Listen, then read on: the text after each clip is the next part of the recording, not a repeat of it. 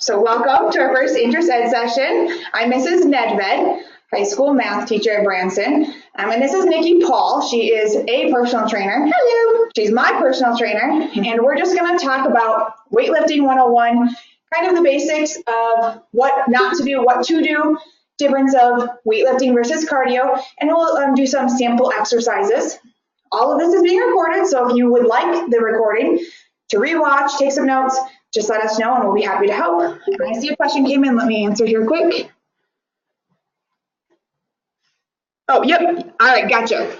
All right, so Nikki, go ahead and I'm like, take over and introduce yourself and then we'll get started. Okay. Hey everyone, as Melissa said, my name is Nikki. I am an ACE certified personal trainer. That is American Council on Exercise, who I have my certification through. I also have specialty certifications in sports conditioning, fitness nutrition, and functional training, which is basically the ability to move your body in the way that your body is intended to move. I also have a kettlebell certification, and my specialty is boot camps and training for all ages. So first I want to take a second to talk about the benefits of lifting. No matter what your gender is, age, ability, anything, lifting is supremely important. A lot of people think that fitness is all about just weight loss, and that's not the case. Weightlifting is very good for building up your muscular endurance, making it so that you're able to do important activities that put strain on your muscles for longer periods of time, which is a skill that we all use every day, even if we don't notice it. Also good for building up bone density for our later years or even our younger years. We don't want to break a leg no matter how old we are. So building up your bone density, lifting is good for that. And then just basically your confidence. It's not necessarily an aesthetics thing, but it doesn't hurt. But just the confidence in knowing what you can achieve in lifting is something that really can't be compared to anything else. And then I want to touch real quick on cardio. We're not going to do much talking about cardio today, but I want to stress that it is very important. Cardio is good for heart health. It is very good for endurance in all ways, shape, and form. And then, of course, evading zombies and zombie apocalypse. But that's just, just in case. It's always a good idea. What do? Do we go straight into? Yeah, so actually, I think what happened is I think everyone signed in under Giovanni's name. So if there's people here who are not Giovanni, when you type a question, just put your name at the end so I can see who is asking, because like I said, I think we're all in under one name for some reason. And I do see someone else joining us, so that's great. Bench press 40 pounds. That's wonderful. That is awesome. Wherever you start, whatever you can do, just always reaching for those improvements. One of the favorite things for me at Nikki's Garage Gym is what we just started this week is her PR board. And this is something that anyone can do, whether you are working with a trainer or on your own, as long as you're being safe, keeping track of the most you can do of something and then striving to improve it. And a little bit of competition doesn't hurt either, so it is fun to see how we all compare, and pick out kind of your best thing. So if that's something you're interested in, that's also another great reason to use a trainer or work out with buddies. But working out with your friends and building competition that way is an awesome way to do it. And pretty much anything can end up being a workout, but that's something we can touch on later. First, I'm going to go through just one exercise for our major body parts. One exercise each. Melissa is going to be kind enough to demonstrate for me. So this is just going to give you a little taste of things that you can do for certain body parts just to build muscular endurance and muscular strength. First thing we're going to do is talk about biceps. It's right here, biceps. What we're going to do is bicep curls. And see, you're going to hold the weights at your side nice and close, and you're going to slowly come up, a count of 2 to 4. Just, you don't want to rush anything. Throwing weights around is not impressive. People may think it is, but it's not. Having good form and keeping a good pace is. So as you can see, we don't completely lock our elbows because we want there to be tension on your biceps the entire time. When you lock your elbows, it over elongates the muscle, so that's not really the style we're going for. So once again, very simple bicep curls. There's many variations that we can go over at some point, but this is your basic bicep curl. Thank you, Melissa. All right. right. Next thing we're going to do, one of my favorite body parts to work is a tricep. So this is your tricep, the back of your arm. So though all of my clients hate them, the number one exercise I will make them do for their triceps is a tricep dip. There you go. You can do these on a kitchen counter. You can do them on your chair at school. You can do them anywhere. They're awesome. They're building this muscle right here. You've got to be careful not to get too much tension in your shoulders. That's good. You're good. But very simple. Just down and up. Coming to that 90 degrees and up. Okay? Don't think too much about it. It doesn't take much. You just embrace it and make it happen. All right, the next thing we're going to do, which is one of my two favorite exercises, is going to be lateral raises. So she's going to have a slight bend in her arms, and she's going to be raising up. Now what this does is it works this part of your shoulder and just helps round that out. So even with light weights, you're going to start feeling it if you get enough reps, okay? So once again, this is just for right here, something that when you start to lift and you start to notice the changes in your own body, you'll notice if someone does this sort of exercise, you'll be like, oh, look how defined their shoulders are. Just something fun, something easy, everyone can do. That's beautiful. All right. We're going to move on to something that probably looks super familiar to everyone. This is a chest and tricep exercise. Bear with us. We're going to move the camera just a little bit. We're going to do push-ups, okay? Just a couple, just to give you a demonstration. Okay. So you're going to, yep, that looks beautiful. Nice flat line. And then just give me like 3, Melissa. Beautiful. Melissa's one of my top push-uppers. Love it. Good. That looks awesome. Excellent. She's going to show you a modification where you're on your knees, keeping your back nice and flat still. So this is for people that are still working on building up the tricep and shoulder strength, but a very beautiful modification. Excellent. Thank you, Melissa.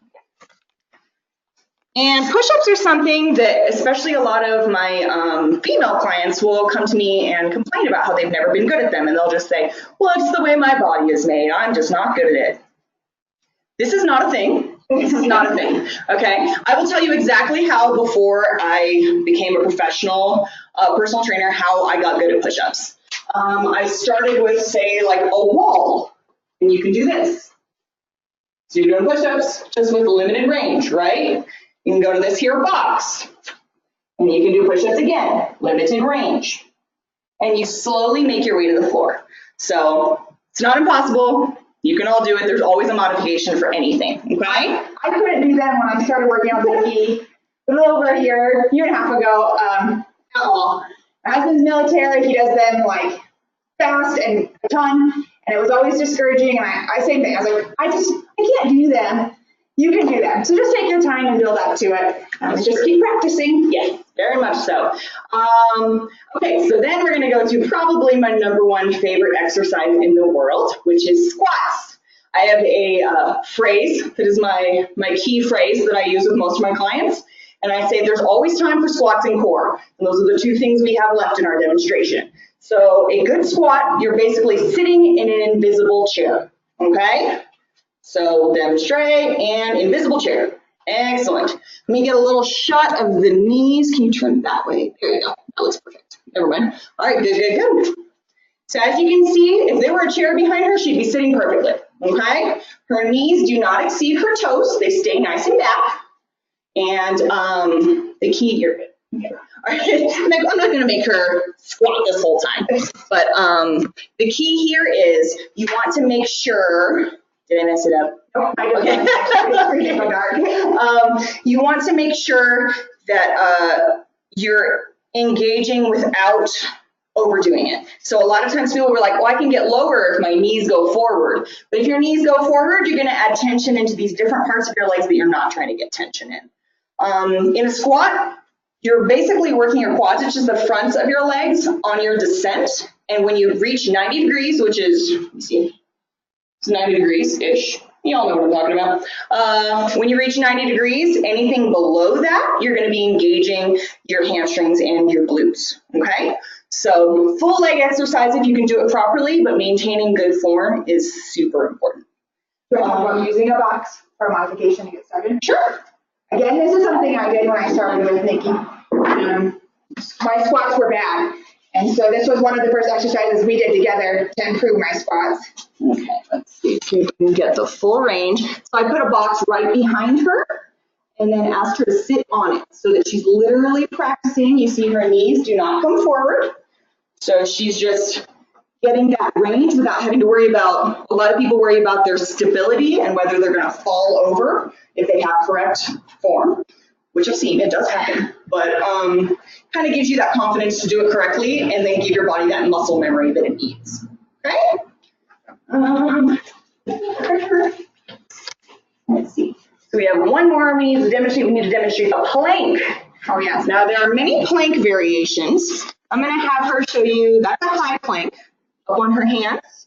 So you see everything here is straight, a straight line. You're pulling your belly button towards your spine. That's the whole feeling. All right, go ahead and relax. All right, I'm going to go ahead and have her show you. This is my favorite way to plank, on your elbows. Nice and flat. You should be able to balance a glass of water right here on your back and not spill it, okay? So those are our principles. There's also side planks and moving planks and all that jazz, but those two are what are going to help build up your strength in your core the fastest. And the reason that planks are so awesome are because they engage everything. They engage the inside of your abs, which you can't see. They engage the outside, which if you're lucky you can see. And they also engage a little bit of your obliques. So that would be why they're so popular and why everyone's been doing them for so long. And you can do them anywhere without any equipment, so that helps. So that's my demonstration. Awesome. Did I do too fast? No, perfect. So again, just kind of the basics of what we call weightlifting 101. Now would be a great time if you have any questions you ever want to ask a personal trainer. Shoot them out into the questions box, or if you just raise your hand in the webinar, I can go ahead and unmute you. That's also a great way to get your questions asked. Also, if there's anyone here other than Giovanni and Andrew, type your name into the questions box as well so I can make sure we get you guys your extra credit. All right, I'm going to go ahead and unmute you. I think who's Giovanni? I'm not. Someone? Go ahead. Oh, this is Corey. Okay. Corey, go ahead. Hi. Actually, this is Elaine. Oh, okay. Perfect. Sorry, the names are coming up all funny. Go ahead. So, how long should you work out every day? Every How long day. would you recommend working? Okay, recommended. It is actually not recommended that you work out every day. I would say 5 to 6 days a week, trying to get between 30 and 60 minutes is going to be sufficient. If you are in a sport or some kind of extracurricular activity that demands more of you, that is perfectly fine and encouraged. But I don't want anyone saying they can't do their homework because they need to be working out. So really, if you're working hard and being diligent in your workouts, 30 minutes is great, whether it's going for a 30-minute walk/jog, doing some of these lifting exercises that we demonstrated. Somewhere between 30 and 60 is going to be great. I've had times in my life where I've worked out for 2 hours at a time and felt awesome, and I currently am on a regimen where I work out 30 to 45 minutes a day, and I feel just as great. So it's really reading your body and seeing what you have time for and what actually interests you. Does that make sense? All right, I see some question coming. Sorry, Yeah. for me to see the questions, I gotta be up close. So you just get this nice crystal in my face. In there. So a question from, I'm not sure whether it's Giovanni or somebody else. Is it better to lift more weight or to do more reps with lower weight? Ooh, that's a good question. That is a good question. That is completely dependent on what your goals are and what your abilities are. If you are lifting more weight with poor form, just don't do it. You shouldn't even be there. That's a waste of time. I always encourage, start with something you know is too light and do too many reps. So 10 to 20 reps. Once you've done a maximum amount of reps, you can judge whether you should be using more weight or whether you should be kind of sticking where you are. I'm not sure if that helped or made it more confusing, but lifting heavy is great, but you need to make sure you are with someone responsible who knows what they're doing so that they can protect you or that you can protect yourself before you kind of move into that avenue. I wouldn't suggest doing that yourself. Awesome. Okay, another question. What should you eat after you work out? And that's from Lane. So I think I have more people here than just is showing up for some reason. So please, if you haven't already, at some point, put your first and last name in the questions box so I can make sure you get credit. But again, what should you eat after you work out? Ooh, nutrition is a huge, huge thing to be concerned about. So thank you for that question. It's very important to get something in you before you work out as well. I usually suggest somewhere between an hour to maximum of 2 hours, getting something nice in there that's going to give you energy to burn. As far as after your workout, protein shakes are an option, but for the most part, Sixth grade through 12th. Okay. For the most part, if you're not like a hustling and bustling person who has to go straight from the gym to their job, you should have time to get a real meal. One of my favorite actually pre and post workout meals is a peanut butter and jelly sandwich. It doesn't matter how old you are. The reason peanut butter and jelly is so awesome for pre and post is you've got the bread, which is going to give you carbs, which is the second thing your body is going to burn for energy. So the first thing your body's going to burn is fats, which you can find in the peanut butter, as well as a small amount of protein. And then you're also going to have sugars, which is going to kind of relive the exhaustion. It's going to bring you back from that exhaustion that you're going to get after a good workout. So peanut butter and jelly is one of my favorites. Protein shakes are an option if you are crunched for time. I would encourage that you are not crunched for time though. Yogurts and cottage cheese are really good because they have protein and the fats in them as well. Post-workout. And then, of course, meats. We're always talking about protein. The reason that we're always talking about protein is because protein has amino acid chains, which is what your muscles use to rebuild themselves when you tear them in the gym. So that's what the whole process of lifting weights and working out in general is tearing the small fibers in your muscles and then rebuilding them. And when they rebuild larger and stronger.